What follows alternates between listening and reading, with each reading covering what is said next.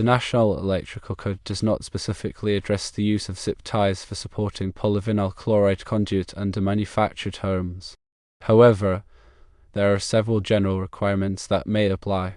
National Electrical Code Section 352.30 requires electrical equipment and materials to be installed in a neat and workmanlike manner. This means that the installation should be secure and minimize the risk of damage or injury.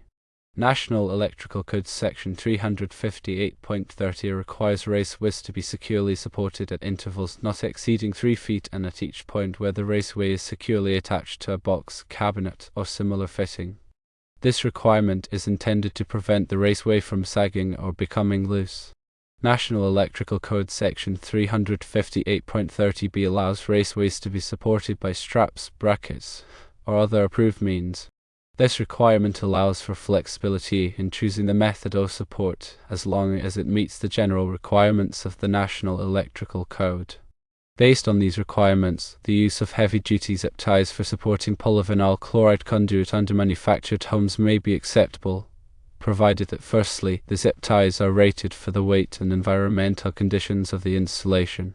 Secondly, the zip ties are installed securely and at intervals that meet the requirements of National Electrical Code Section 358.30a. Thirdly, the overall installation is neat and workmanlike and minimizes the risk of damage or injury. It is important to note that the local electrical inspector has the final say on whether or not the installation meets the requirements of the National Electrical Code. If there are any concerns about the use of zip ties for supporting polyvinyl chloride conduit, it is always best to consult with the inspector before proceeding with the installation.